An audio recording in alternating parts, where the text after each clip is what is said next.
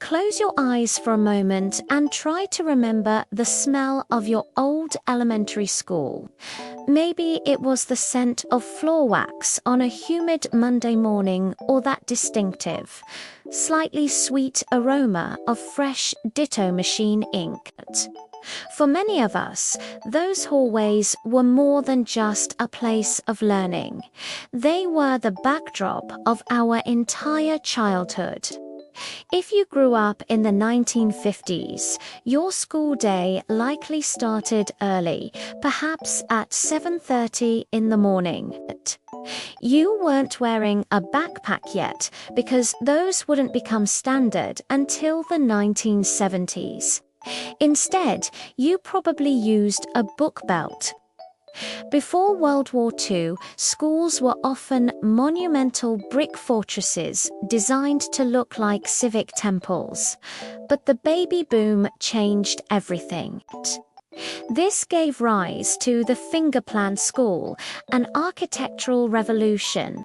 These were single-story buildings with long, parallel wings connected by covered corridors.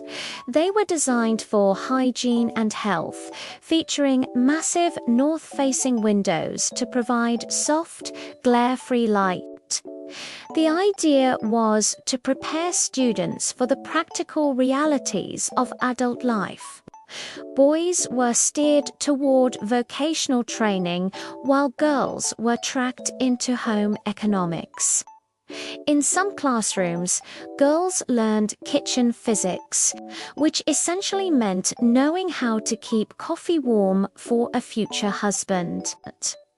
If a young woman did choose a challenging major like chemistry, she was strictly required to wear skirts or dresses for her weekday lectures. Then came October 4th, 1957, and the launch of Sputnik. The shock triggered a national security panic that overhauled American education. Congress pumped $1 billion into STEM subjects like math, science, and foreign languages. Schools raced to prove they could compete with the world. We all knew the frustration of the film strip projector, specifically when the high heat bulb would stall and a melting burn spot would appear. Imagine airplanes flying 23,000 feet over Indiana, broadcasting lessons. It was the Midwest program on airborne television instruction. Discipline in those days was absolute. Teachers stood in the place of parents, and corporal punishment was both protected and expected. It took a parent-led civil rights movement and the 1975 Education for All Handicapped Children Act to guarantee every child a free education. Title X in 1972 revolutionized the experience for girls, banning sex-based discrimination and allowing them to participate in varsity sports.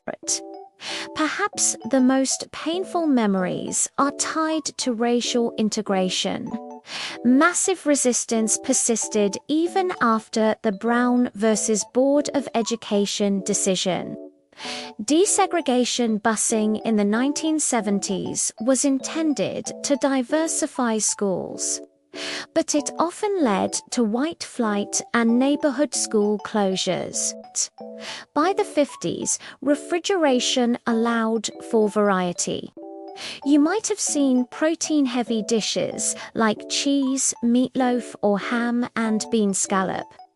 If you brought your lunch from home, it was likely in a steel lunchbox featuring heroes like Hopalong Cassidy or Gunnet.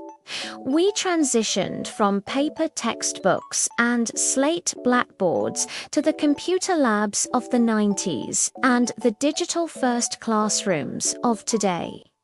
While the tools have changed, the fundamental goal of the American school remains a site of struggle. growth, and turning children into citizens. It is a journey that continues to define our national character, one school year at a time.